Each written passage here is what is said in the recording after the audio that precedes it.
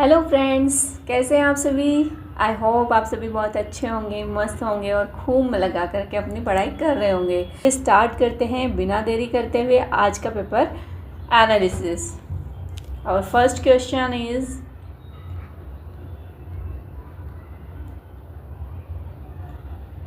निम्न में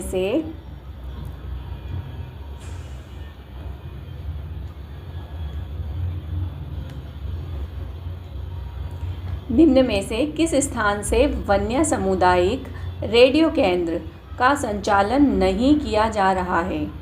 option A Meghnagar Jhabua, option B Khalwa Khandwa, option C Sailana Ratlam, option D Bijori Chhindwara. What is right answer? Do you know what is it?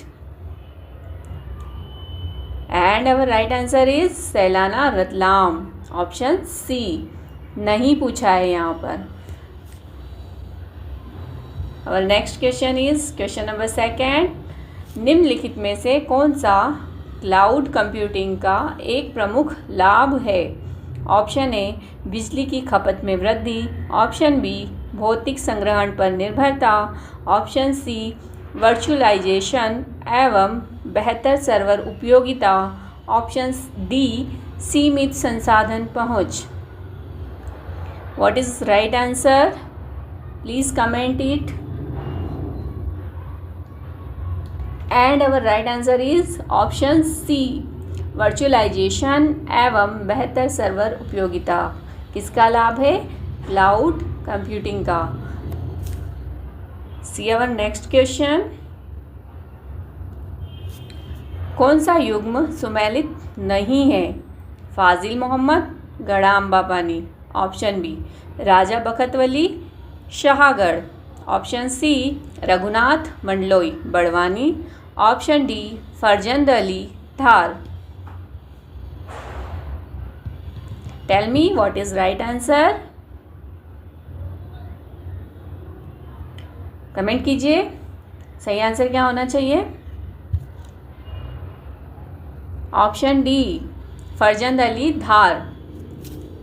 Let's see our next question. Question number 4. Papers relating to the Aboriginal tribes of Central Provinces के लेखक कौन थे? Option A John Malcolm, option B Stephen Hislop, option C Hiralal, option D Elwin Verrier. What is right answer? Please comment it. That is option B, Stephen Hislop. Let's see our next question, and that is question number 5. वर्ष 2023-24 में मध्य प्रदेश में प्राथमिक और माध्यमिक स्तर पर drop out दर किसकी अधिक थी? ऑप्शन ए दोनों स्तरों पर लड़कों की, ऑप्शन बी प्राथमिक स्तर पर लड़कों की और माध्यमिक में लड़कियों की, ऑप्शन सी दोनों स्तर पर लड़कियों की, ऑप्शन डी प्राथमिक स्तर पर लड़कियों की और माध्यमिक स्तर पर लड़कों की। क्या सही उत्तर है इसका? जल्दी से कमेंट करिए। और कितने क्वेश्चन आपके सही हो रहे हैं ये भी आप बताइएगा, और कितने गलत हुए और क्या सीखने को मिला वीडियो से ये भी कमेंट करके ज़रूर बताना। और अगर आप इस चैनल पर नए हैं, फर्स्ट टाइम वीडियो देख रहे हैं, तो प्लीज़ हमारे चैनल को सब्सक्राइब कीजिए, सपोर्ट कीजिए। ऐसी ही वीडियो और देखने के लिए आपके सपोर्ट से हमें और मोटिवेशन मिलता है और बेहतर करने के लिए राह खुलती जाती है हमारे लिए। तो इसका सही आंसर क्या होने वाला है? ऑप्शन ए दोनों स्तरों पर लड़कों की। देख लीजिए भैया लड़के। Our next question is question number 6. इनमें से कौन सी नदी सतपुड़ा पर्वत से उत्पन्न होकर दक्षिण की ओर प्रवाहित होती है? सतपुड़ा पर्वत से उत्पन्न होती है और दक्षिण की ओर प्रवाहित होती है। Option A Johila, option B Banjar, option C Wainganga, option D Tawa. What is right answer? Do you know that? और right answer is option C Wainganga दक्षिण की ओर प्रवाहित होती है। अगर एमपी का मैप आप जानते हैं तो इधर हम बनाएंगे,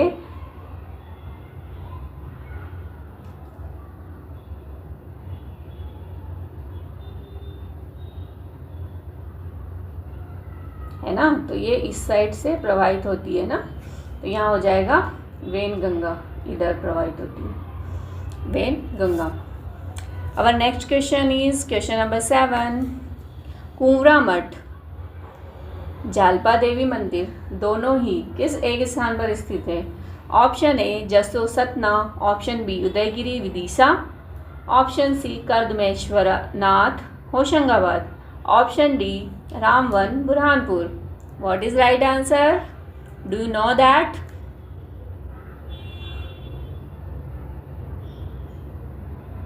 जल्दी से कमेंट करिए।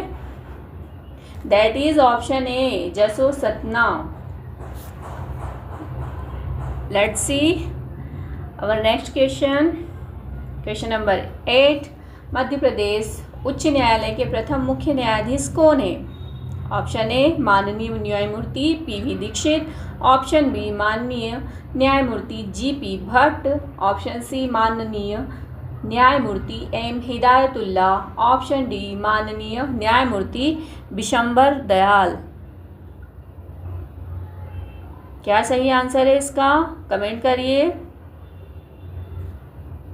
And our right answer is option C माननीय न्यायमूर्ति एम हिदायतुल्ला, प्रथम मुख्य न्यायाधीश। कहाँ के? मध्य प्रदेश के।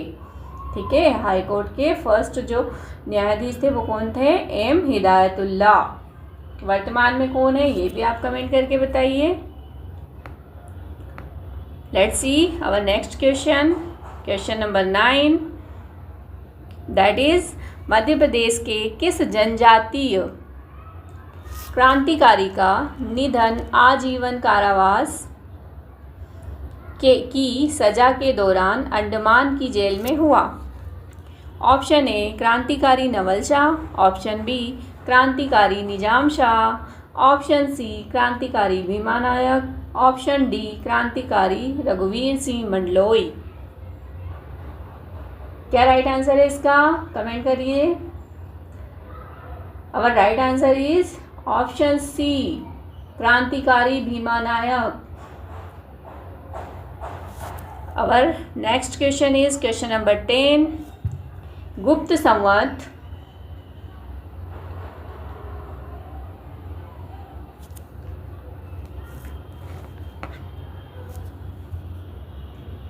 गुप्त संवत 156 के खोह अभिलेख में उल्लेखित महाराजा हस्तिन का संबंध निम्न में से किस वंश से है?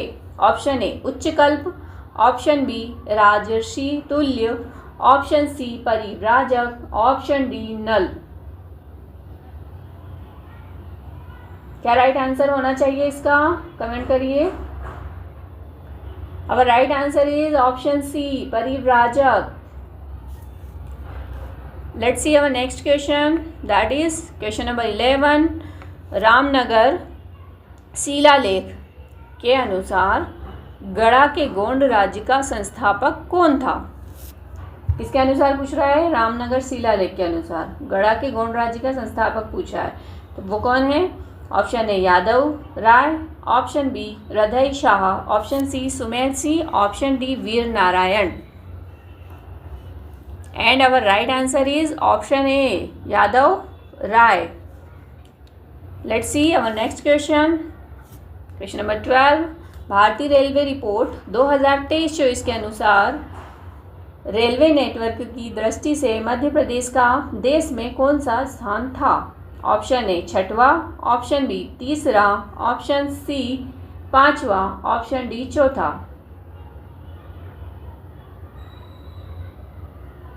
And our right answer is option D चौथा। Let's see next question. व्यापक जनजातीय समाज में मनाया जाने वाला उत्सव कर्मा का नामकरण किसके नाम पर किया गया है? नामकरण पूछा है कर्मा का, जो कि एक उत्सव है, किसके नाम पर किया गया है ये पूछ रहा है वो। एक जनजातीय समाज में मनाया जाने वाला उत्सव है ये भी क्वेश्चन में ही बता दिया गया है।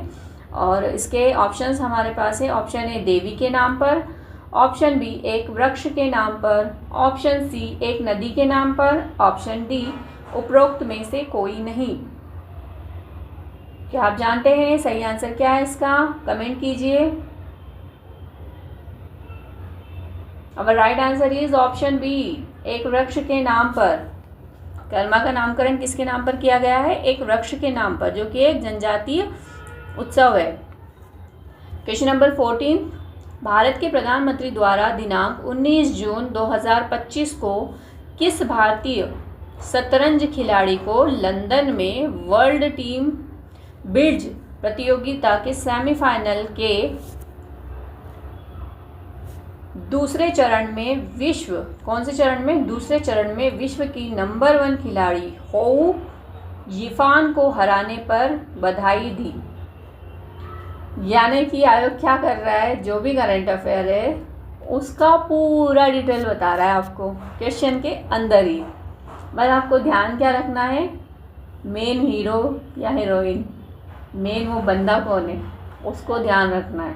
उसने क्या क्या काम किए हैं वो क्वेश्चन के अंदर डाल के ही पूछ रहा है, और वो इसीलिए डाल रहा है ताकि आप इतना लंबा चौड़ा क्वेश्चन पढ़ते पढ़ते बिल्कुल डाइवर्ट हो जाए और कंफ्यूज हो जाए यहाँ ऑप्शंस तक आते आते। तो बिल्कुल करंट अफेयर्स को भी बहुत अच्छे से पढ़ना है, बहुत घुमा घुमा के पूछ रहा है। तो यहाँ पर ऑप्शंस क्या दिए हुए हैं? Option A R Vaishali, option B Soumya Swaminathan, option C Divya Deshmukh, option D Harika Dronavalli. What is right answer? Do you know that? That is option C, Divya Deshmukh. Let's see our next question. Question number 15. पवन ऊर्जा क्षमता में 31 मई 2025 की स्थिति में मध्य प्रदेश का देश में कौन सा स्थान था? ऑप्शन ए 8वां, ऑप्शन बी 7वां, ऑप्शन सी 6वां, ऑप्शन डी 5वां।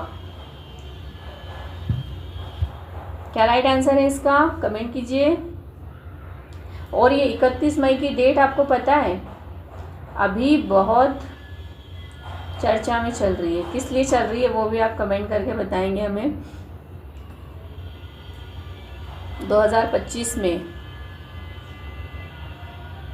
कौन हाईलाइट चल रहे हैं, है ना, उन्हीं की बर्थ की ये डेट है 31 मई। ऑप्शन ए 8वां, ऑप्शन बी 7वां, ऑप्शन सी 6वां, ऑप्शन डी 5वां। तो इसका सही आंसर क्या है? Option B 7वां। पवन ऊर्जा क्षमता में मध्य प्रदेश का देश में कौन सा स्थान है 2025 की स्थिति में? 7वां। Let's see our next question. Question number 16। वर्ष 2024-25 में प्राथमिक क्षेत्र के अंतर्गत मध्य प्रदेश के सकल राज्य मूल्यवर्धन यानी कि GSVA में सबसे कम योगदान किस उप क्षेत्र का था? ऑप्शन ए पशुपालन, ऑप्शन बी वानिकी, ऑप्शन सी मत्स्य पालन एवं एक्वाकल्चर, ऑप्शन डी फसल। What is our right answer? Do you know that? That is option C मत्स्य पालन एवं aquaculture. Let's see our next question. Question number 17। Madhya Pradesh की प्रियांशी प्रजापत, अभी ऐसे क्वेश्चन आता है प्रियांशी प्रजापत का संबंध मध्य प्रदेश के किस जिले से? इनका जिला भी आपको पता होना चाहिए, ठीक है। तो मध्य प्रदेश की प्रियांशी प्रजापत ने किस विधा में जून 2025 में वियतनाम में आयोजित प्रतियोगिता में स्वर्ण पदक जीता? तीरंदाजी में, मुक्केबाजी में, कुश्ती में या फिर निशानेबाजी में? What is right answer? Right answer is option C कुश्ती। प्रियांशी कुश्ती खेलती है मध्य प्रदेश से और जून में इनको गोल्ड मिला है। Let's see our next question, that is question number 18। Bharat में स्वदेशी डिज़ाइन से निर्मित प्रथम डाइविंग सपोर्ट वेसल का नाम क्या है जिसे 18 जुलाई 2025 को भारतीय नौसेना को सौंपा गया? डेट भी दे रहा है क्वेश्चन के अंदर, कंफ्यूज करने के लिए। मतलब जो भी फैक्ट है उससे रिलेटेड 2-3 फैक्ट वो क्वेश्चन में डाल के पूछ रहा है। भारतीय नौसेना को सौंपा गया किसको? ऑप्शन है INS नीलगिरी को, INS निस्तार को, या फिर INS उदयगिरी, INS सूरत। किसको सौंपा गया? ऑप्शन बी INS निस्तार को। Let's see our next question, that is question number 19। Bhopal राज्य व स्वतंत्र भारत का पूर्ण प्रशासनिक नियंत्रण कब हुआ? ऑप्शन ए अगस्त 1947, ऑप्शन बी जून 1949, ऑप्शन सी जनवरी 1950, ऑप्शन डी जनवरी 1949। What is right answer? एक बात यहाँ बोलना चाहूँगी मैं, अगर आप PSC की तैयारी कर रहे हैं, MP PSC की, तो आपको मध्य प्रदेश का जो पुनर्गठन हुआ था और मध्य प्रदेश का जो गठन हुआ था उससे रिलेटेड सारी डिटेल्स जान लेना है, ठीक है? क्योंकि अब आयोग वहाँ से डिटेल में क्वेश्चन पूछ रहा है। कब बनाया गया था, किस डेट को बनाया गया था, प्रस्ताव कब पारित हुआ था, किन किन पार्ट्स को मिलाकर क्या बनाया गया था, ऐसे इस तरह के क्वेश्चन वो पूछ रहा है। तो आपको इस चीज़ पे, इस पोर्शन पे ध्यान देना है। पहले इससे क्वेश्चन नहीं आते थे, लेकिन अभी पिछले कुछ सालों में अगर हम पेपर्स का एनालिसिस करते हैं या फिर अभी हाल ही में जो एग्ज़ाम्स हुए उनके पेपर्स देखते हैं तो हमको ये अंदाज़ा लगता है कि वहाँ से पेपर क्वेश्चन पूछे जा रहे हैं। तो ये पढ़ लीजिए, जनरल स्टूडेंट्स इसको थोड़ा लाइटली पढ़ता है, अभी अच्छे से पढ़ना है। तो इसका राइट आंसर क्या होना चाहिए? ऑप्शन बी जून 1949। इसी डेट को जो है भोपाल राज्य पर क्या हुआ था? पूर्ण प्रशासनिक नियंत्रण हुआ था, क्योंकि इसी दिन सिग्नेचर किए थे। Let's see our next question, question number 20, and that is Babur ने चंदेरी पर आक्रमण किस शासक के विरुद्ध किया था? Option A Medini Rai, option B Rao Silhadi, option C Rao Vikram, option D Man Singh. Friends, background की कोई नॉइस आ रही हो तो प्लीज़ सॉरी, इसके लिए एडजस्ट कीजिएगा। What is right answer? That is a मेदिनी रॉय। कब हुआ था ये? कमेंट करिए। Let's see our next question, question number 21। NITI Aayog द्वारा जारी SDG किसके द्वारा जारी? नीति आयोग द्वारा जारी SDG इंडिया इंडेक्स 2023-24 में लक्ष्य क्रमांक 4 गुणवत्तापूर्ण शिक्षा में मध्य प्रदेश का स्कोर क्या था? Option A 49, option B 50, option C 56, option D 62। एक चीज़ बता दूं यहाँ पर, इसके पहले 1-2 साल पहले की अगर हम बात करें तो आयोग जो है SDG गोल्स जो है इससे बेसिक क्वेश्चंस पूछा करता था। अभी थोड़ा सा डीप में जाने लगा है, ठीक है? और एक क्वेश्चन कहीं किसी पेपर को जब मैं सॉल्व कर रही थी तो मैंने वहाँ देखा था कि मध्य प्रदेश का स्कोर सबसे ज़्यादा कौन से क्रमांक के उसमें है, ठीक है? मतलब किसमें सबसे ज़्यादा स्कोर किया है। तो यहाँ पर उसका आंसर था गुणवत्तापूर्ण शिक्षा में मध्य प्रदेश नंबर 1 पर है। मतलब नंबर 1 नहीं बोल सकते, लेकिन ओवरऑल अगर MP का देखा जाए 17 गोल्स हैं, उसके अंदर से देखें तो सबसे ज़्यादा जो अचीव किया है MP ने वो गुणवत्तापूर्ण शिक्षा में किया है ना? तो यहाँ पर इस गुणवत्तापूर्ण शिक्षा को उसने क्वेश्चन में पूछ लिया और उसका जो स्कोर है उसको यहाँ पर आंसर पूछ रहा है उसका। तो हमको स्कोर याद रखने के साथ साथ, स्कोर के साथ साथ मतलब जो लक्ष्य है, लक्ष्य के नाम के साथ साथ उसमें कितना स्कोर किया है वो भी याद रखते हुए चलना है, ठीक है?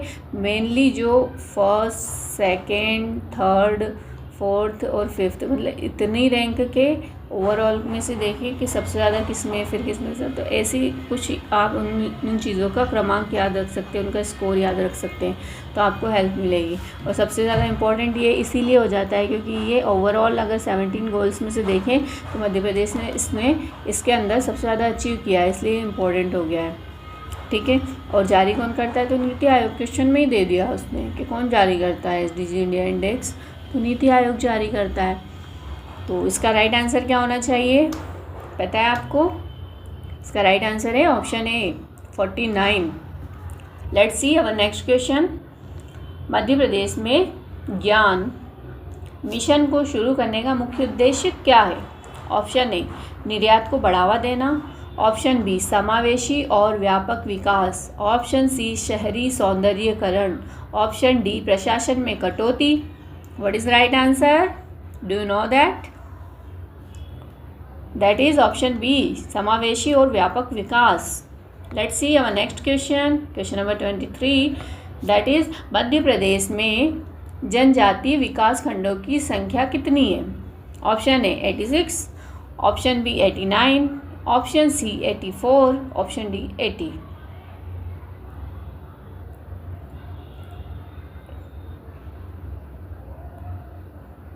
And right answer is option B 89। Let's see our next question. Madhya Pradesh में पेसा एक्ट कब लागू किया गया? ऑप्शन ए नवंबर 2021, ऑप्शन बी नवंबर 2022, ऑप्शन सी नवंबर 2023, ऑप्शन डी नवंबर 2024। What is right answer?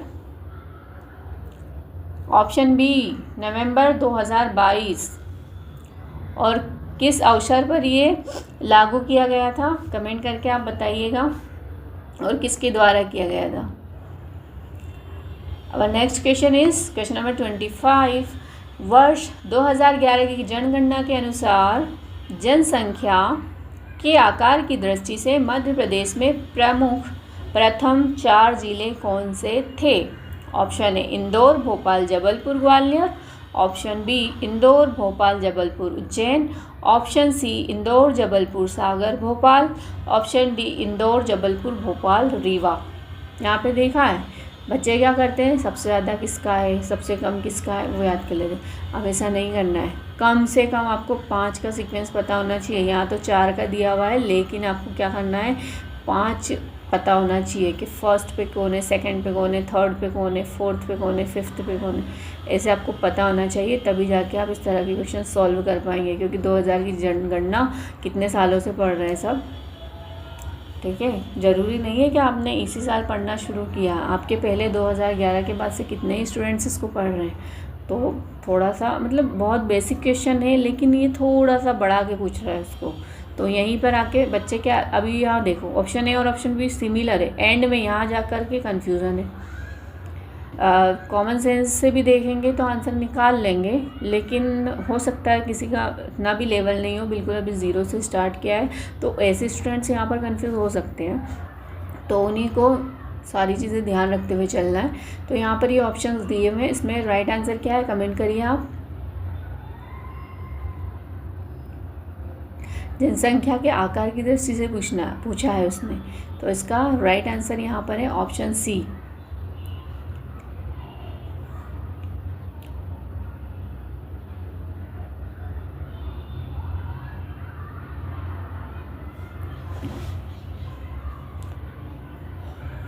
Indore, Jabalpur, Sagar, Bhopal.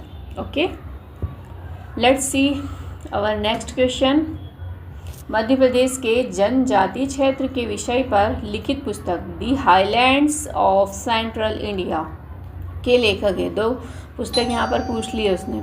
Option A Verrier Elwin, option B WB Grigson, option C captain J Forsyth, option D RV Russell and Hiralal.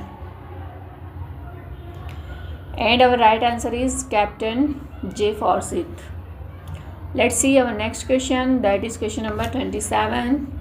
मध्य प्रदेश में कर्कराज मंदिर कहाँ स्थित है? Option A Ujjain, option B Omkareshwar, option C Maheshwar, option D Amarkantak. And right answer is option A, Ujjain. और कौन से भगवान को समर्पित है ये आप मुझे कमेंट करके बताइएगा।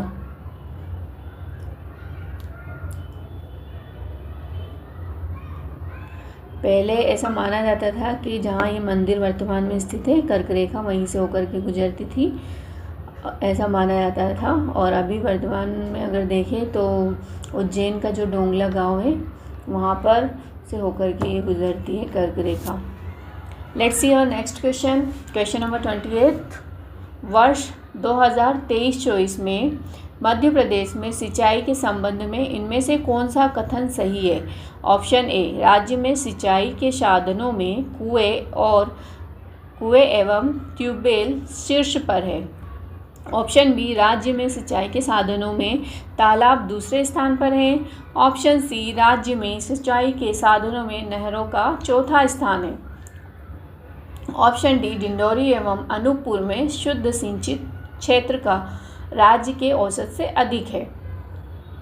इस तरह के स्टेटमेंट वाले क्वेश्चंस आपको देखने को मिलेंगे आपके एग्ज़ाम में, इसलिए अपनी तैयारी को इसी ढंग से करना, अच्छे से करना, डीप में पढ़ना चीज़ों को। और इम्पोर्टेंट तो आपको पता चल ही रही होगी कि कौन से टॉपिक से किस तरह के क्वेश्चन आ रहे हैं। अभी तक हमने 28 क्वेश्चन सॉल्व किए हैं और वो उनमें से आपको देखते से समझ आ रहा होगा कि किस टॉपिक को हमको किस तरह से पढ़ना है। अगर आप ध्यान से देखेंगे, ध्यान से पढ़ेंगे, क्वेश्चन की गहराई को समझेंगे तो आपको उसके टॉपिक का समझ आएगा कि आपको क्या पढ़ना है, क्या छोड़ना है। इसीलिए PYQs ये जो पेपर होते हैं वो बहुत ज़रूरी होते हैं। तो इसका राइट आंसर क्या होने वाला है 28 का, बताइए।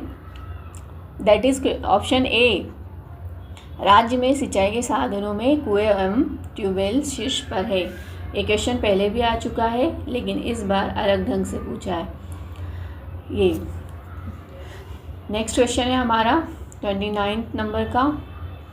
ढंडार नामक लोक नृत्य किस जनजाति का लोक नृत्य है? Option A, Bhil. Option B, Gond. Option C, Manjhi. Option D, Kanwar. ये भी रिपीटेड क्वेश्चन है। What is right answer? Comment करिए। That is option B, Gond. इतने सारे लोक नृत्य पढ़ते हैं, गान पढ़ते हैं, पर ऐसा लगता है ना क्वेश्चन जब आता है एग्ज़ाम में, अरे ये कहाँ से पूछ लिया, जहाँ पढ़ रहे थे ना वहीं से पूछा। ये भी बस थोड़ा सा साइड में लिखा था ये, है ना। तो हमने जब पढ़ें तो बिल्कुल कॉन्सेंट्रेट होकर पढ़ें कि साइड में भी कुछ लिखा हुआ है बॉक्सेस के अंदर, उसको भी देखते हुए चलें, ठीक है। Let's see our next question. That is question number 30। संशोधित राष्ट्रीय ग्राम स्वराज अधिनियम के विभिन्न उद्देश्यों में से एक उद्देश्य है। ऑप्शन ए, सतत विकास लक्ष्य को प्राप्त करने के लिए पंचायती राज संस्थाओं के शासन क्षमताओं का विकास करना। ऑप्शन बी, बेहतर शासन के लिए महिलाओं और बच्चों के क्षमताओं का विकास करना। ऑप्शन सी, शहरी ग्रामीण आबादी की आर्थिक क्षमताओं में वृद्धि करना। ऑप्शन डी, रोजगार के अवसरों के लिए शहरी स्थानों की ओर आप्रवासन सुनिश्चित करना। समझ आया? इतनी लंबी लंबी लाइनें, क्या उद्देश्य है इसका और ये अभियान कब आया? कमेंट करके बताइए क्या शामिल है इसके एक उद्देश्य में। क्या सही आंसर होना चाहिए इसका? ऑप्शन ए, सतत विकास लक्ष्य को यानी कि जो SDG गोल्स हैं उनको प्राप्त करने के लिए पंचायती राज संस्थाओं के शासन क्षमताओं का विकास करना। पंचायती राज संस्थाएं हैं उनके शासन की क्षमताओं का विकास करेंगे तो हम इनको जल्दी अचीव कर पाएंगे, ठीक है। Let's see our next question. Question number 31। एक ऑप्टिकल, क्या पूछा है? एक ऑप्टिकल स्कैनर जो किसी चित्र को पढ़ने, क्या कर रहा है? चित्र को पढ़ने और उसमें से टेक्स्ट को पहचानने के लिए उपयोग किया जाता है, उसे क्या कहा जाता है? एक स्कैनर की बात कर रहे हैं यहाँ पर, जो किसी भी पिक्चर को पढ़ेगा और उसके अंदर जो टेक्स्ट है उनको आइडेंटिफाई करेगा, ठीक है।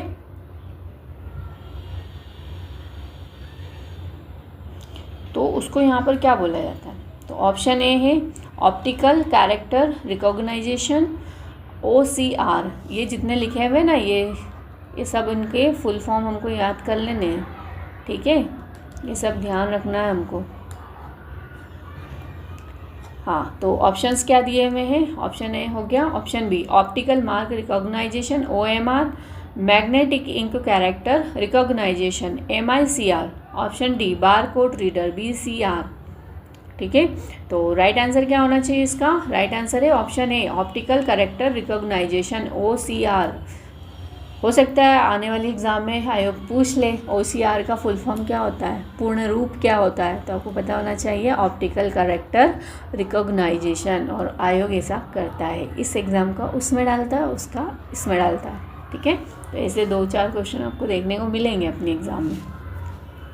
तैयार रहें उनके लिए भी।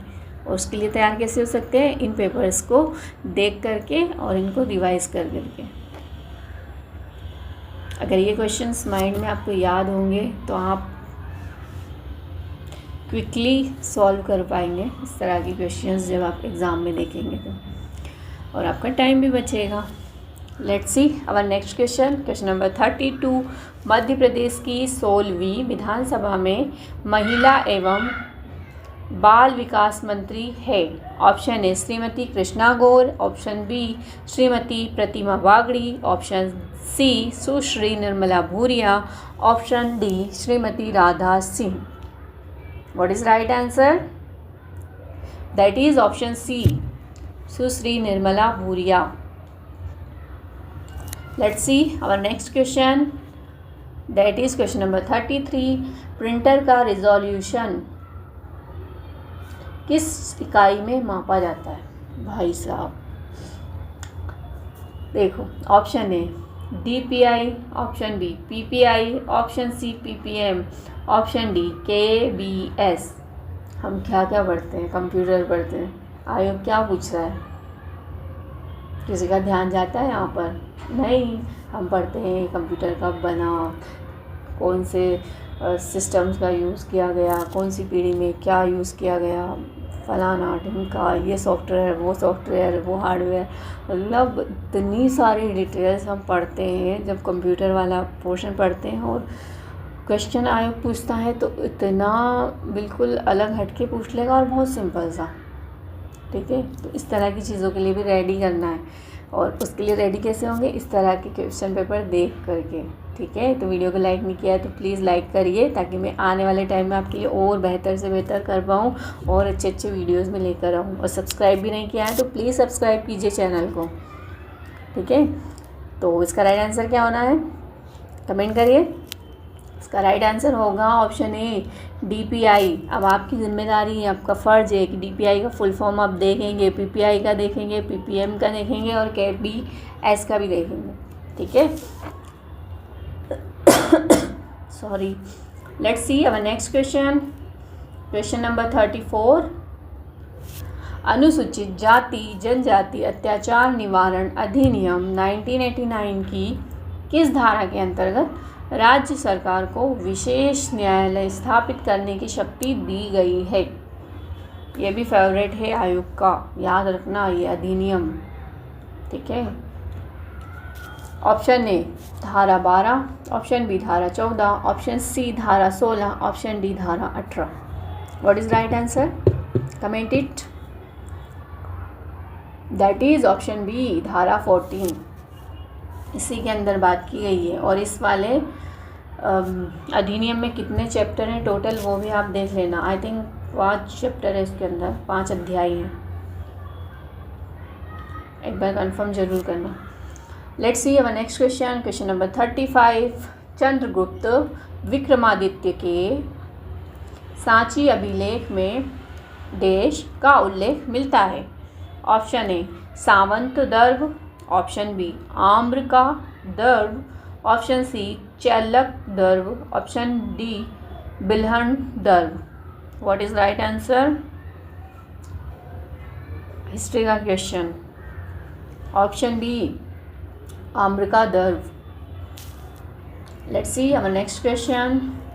जब कोई वेब पेज सर्वर पर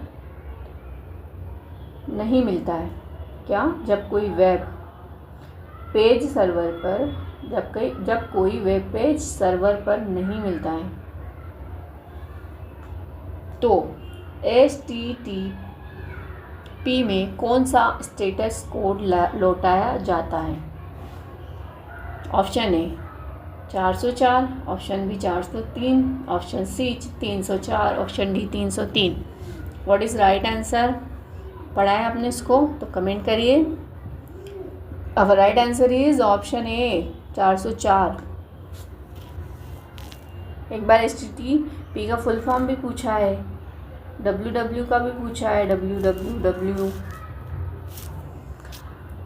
नेक्स्ट क्वेश्चन है हमारा क्वेश्चन नंबर 37। वर्ष 2024 के लिए 59वां ज्ञानपीठ पुरस्कार किसे मिला है? Option A Jagat Guru Rambhadracharya, option B Gulzar, option C doctor Vishwanath Prasad Tiwari, option D Vinod Kumar Shukla. What is right answer? Right answer is option D Vinod Kumar Shukla.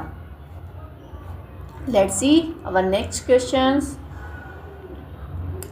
Our next question is question number 38। Satpura पर्वत श्रेणी के संबंध में निम्नलिखित कथनों के आधार पर नीचे दिए गए कूट से सही उत्तर को चुनिए।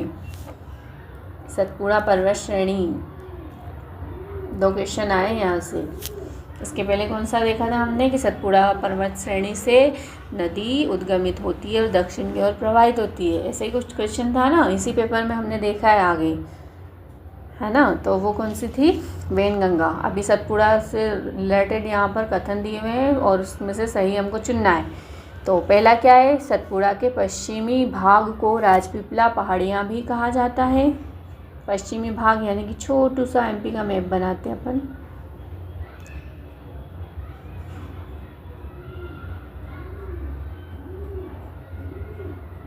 ठीक है, ये हमारे MP का मैप हो गया।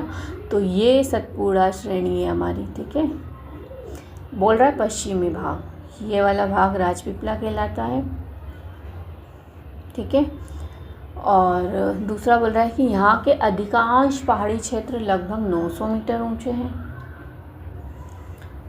सही है, ये भी सही है। तीसरा है पश्चिमी सतपुड़ा की अधिकतम ऊंचाई 1325 मीटर है, यानी कि यहाँ की जो अधिकतम ऊंचाई है वो कितनी है? 1325 मीटर। तो ये वाला भी ऑप्शन सही है। चौथा है मेकल श्रेणी विंध्य और सतपुड़ा को जोड़ने वाली कड़ी है। भाई साहब ये भी सही है। चारों ऑप्शन सही लग रहे क्योंकि विंध्य हमारी यहाँ पर है, विंध्य यहाँ पर है और यहाँ पर आती है हमारी मेकल श्रेणी। ठीक है, ये कुछ इस तरह से और ये इधर फैली हुई और यहाँ पर है मेकल श्रेणी। 1 मिनट मैंने ज़्यादा ही बना दिया, इसको ऐसे देख लेते हैं, है ना। तो यहाँ पर है मेकल श्रेणी जो है ना, इधर से सतपुड़ा आ रही है और इधर से आपका विंध्य, तो इन दोनों को जोड़ने का काम कर रही है। ठीक है, तो चारों ऑप्शन यहाँ पर सही है। देखते हैं इसके अंदर क्या दिया हुआ है। ऑप्शन है केवल 1 2 3 सही है, केवल 1 2 4 सही है, और फिर 2 3 4 सही है और सभी सही है। तो ऑप्शन डी इसका राइट आंसर हो जाएगा, है ना, सभी सही है। Let's see our next question, question number 39। अनुसूचित जनजाति अत्याचार निवारण अधिनियम कब आया? 1989 में। किस माह में अधिनियमित किया गया था? देखा, डेट वाला क्वेश्चन है ये, फंसा दिया ना। ज़्यादातर बच्चे क्या करेंगे पता है? याद करते हैं कि SC/ST अत्याचार निवारण अधिनियम 1989 में आया, बस ख़त्म। लेकिन वो क्या कर रहा है? उसके अध्याय पूछ रहा है कि कौन से अध्याय, उसकी धाराएं पूछ रहा है कि किस धारा में न्यायालय बनाने का प्रावधान किया गया है, किस धारा में क्या दिया गया है, इसको किस डेट पर, किस मंथ में लागू किया गया, अधिनियमित किया गया, इस तरह के क्वेश्चन पूछ रहा है। तो हमको थोड़ा सा अंदर पढ़ना पड़ेगा इस अधिनियम को एटलीस्ट। क्यों पूछ रहा है ये? क्योंकि हमारे MP में ट्राइब्स बहुत ज़्यादा है, इसलिए ये अधिनियम बहुत ज़्यादा इम्पोर्टेंट हो जाता है। हमको पढ़ना है, चाहे हमारे इसमें सिलेबस में नहीं दिया हुआ है फिर भी इस तरह के जो अधिनियम हैं वो हमको पढ़ना है, और उनकी धाराएं भी, चैप्टर भी, चाहे कोई बोले या ना बोले हमको पढ़ना है, हमको पता होना चाहिए। क्योंकि जब कल आप अधिकारी बनेंगे तो आपको इन चीज़ों पर काम करना है, तो जब आपको पता होगा तभी तो आप काम कर पाएंगे ना। तो यहाँ पर ऑप्शन दिए हुए हैं, ऑप्शन ए अगस्त, ऑप्शन बी सितंबर, ऑप्शन सी अक्टूबर, ऑप्शन डी नवंबर, and our right answer is option B September 1989. Let's see our next question, question number 40, that is Bharat one स्थिति रिपोर्ट 2023 के अनुसार मध्य प्रदेश में वनों के अंतर्गत क्षेत्रफल प्रतिशत में की दृष्टि से प्रथम 3 जिले कौन से हैं। वनों का परसेंटेज पूछा है, क्षेत्रफल की दृष्टि से सबसे ज़्यादा कहाँ पर है, फिर किस में और फिर किस में, ठीक है। तो सबसे ज़्यादा कहाँ पर है वो अगर आपको पता है तो आप कमेंट करिए, उसी से आपका राइट आंसर निकल के आ जाएगा।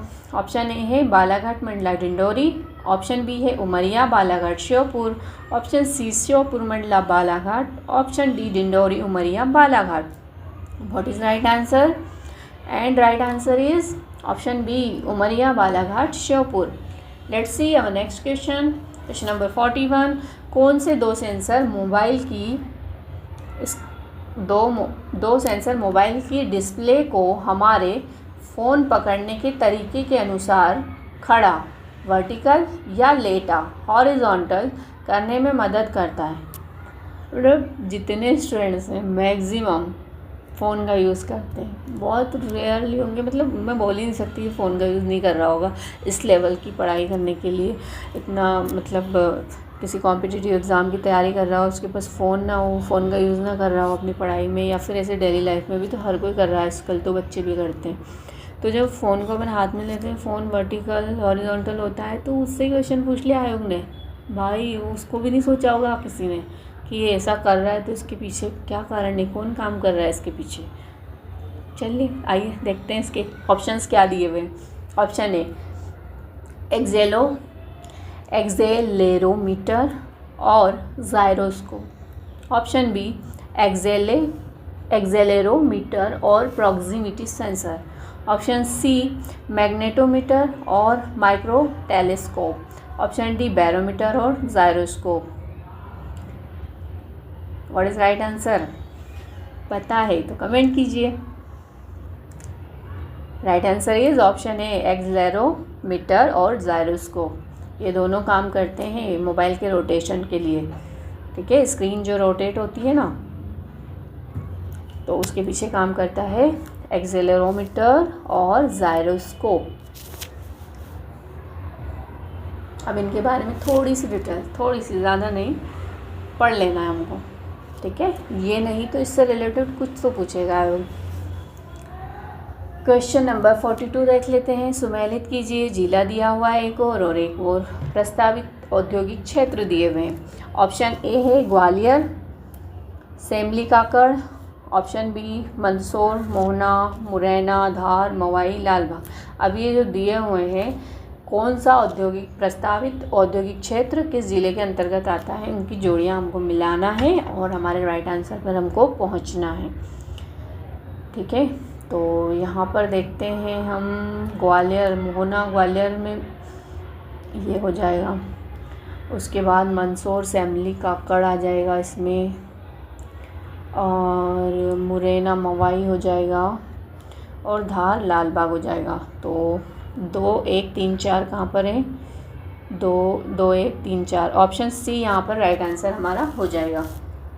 Let's see our next question, that is question number 43।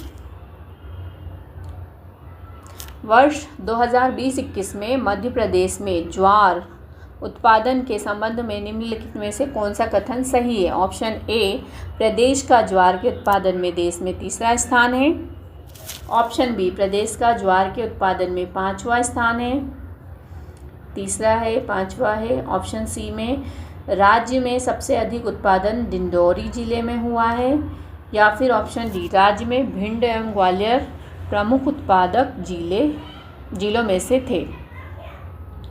प्रमुख उत्पादक जिलों में से थे कौन कौन? भिंड और ग्वालियर। तो इसका राइट आंसर क्या होना चाहिए, पता है आपको?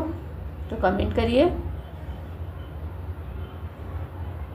क्या था क्वेश्चन हमारा? 2020-21 में मध्य प्रदेश ज्वार उत्पादन के संबंध में कथन कौन सा सही है ना?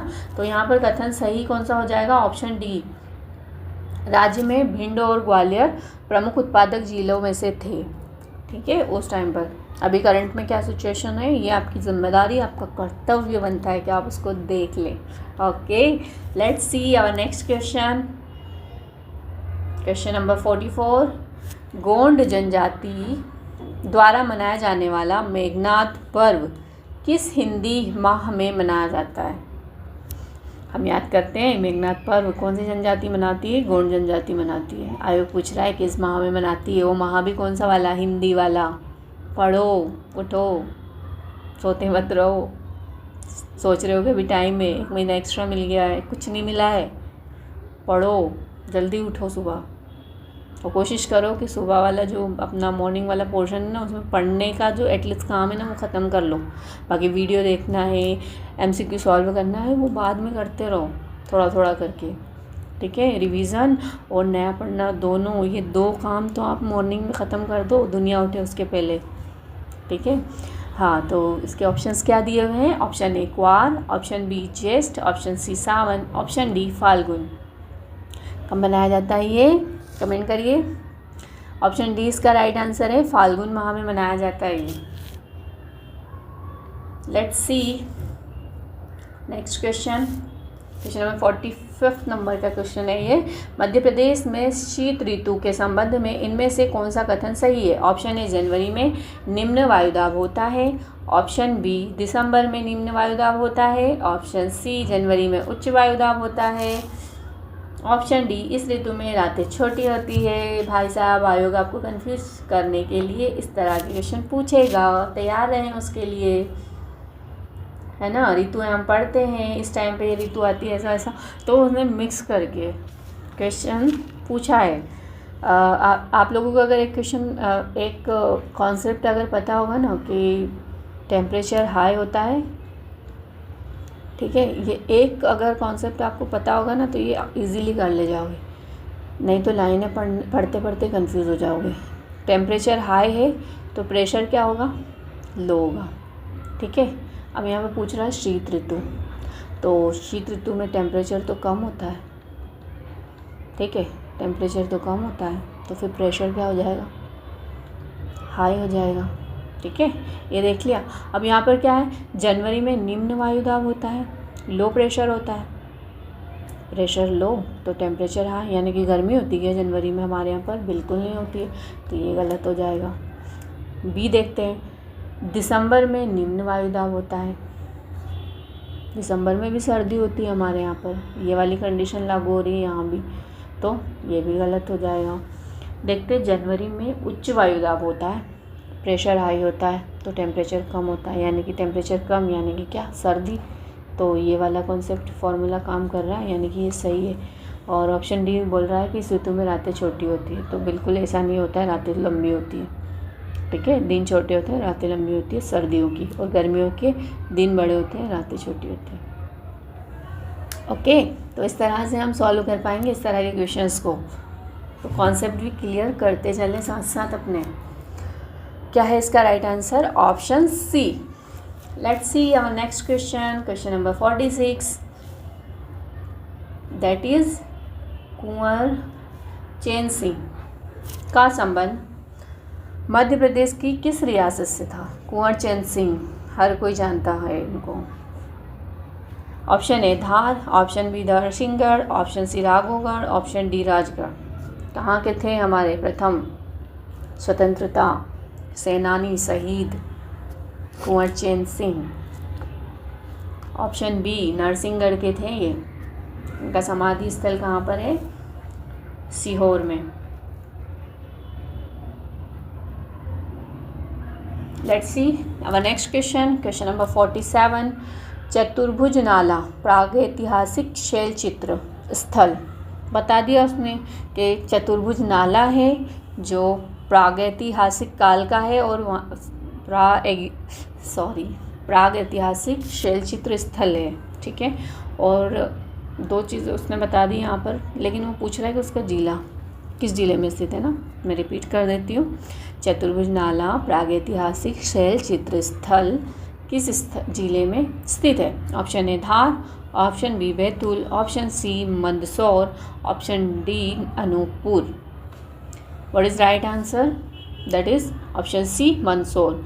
क्यों प्रसिद्ध है इसकी भी डिटेल आप देख लेना, किसके द्वारा निर्माण करवाया गया था, कब करवाया गया था, थोड़ी सी बेसिक जानकारी इसके बारे में आप निकाल लेना, और मंदसौर में स्थित है। ठीक है, let's see our next question. Question number 48। Gondwana की रानी दुर्गावती ने मुगल सेनापति आसफ खां, किसको, मुगल सेनापति कौन था जिसने दुर्गावती से युद्ध किया था, नाम यही दे दिया उसने, आसफ खां थे वो। युद्ध करते हुए कब आत्म बलिदान किया गया रानी दुर्गावती जी के द्वारा? तो यहाँ पर दिए हैं ऑप्शन, सन 1560, सन 1562, सन 1564, सन 1566। कौन सा युद्ध था वो? नरई नाला का युद्ध था आई थिंक, है ना। तो उसी के अंदर जो है हमारी रानी दुर्गावती वीरांगना वीरगति को प्राप्त हुई थी। तो वो ईयर कौन सा था यहाँ पर कमेंट करिए आप, मैं आपको बताती हूँ क्या था वो। ऑप्शन सी 1964 था।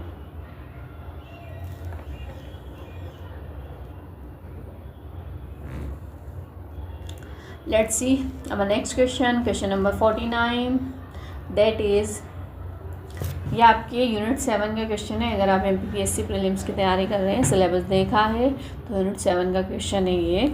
विभिन्न स्रोत से पर्यावरण प्रदूषकों के उत्सर्जन या निर्वहन के लिए मानक निर्धारित करना, यह पर्यावरण संरक्षण अधिनियम 1986 के तहत, ये क्वेश्चन पूछा था लास्ट टाइम कि पर्यावरण संरक्षण अधिनियम कब पारित किया गया, अधिनियमित किया गया, ऐसा क्वेश्चन आया था, ईयर पूछा था, तो वो 86 था उसका।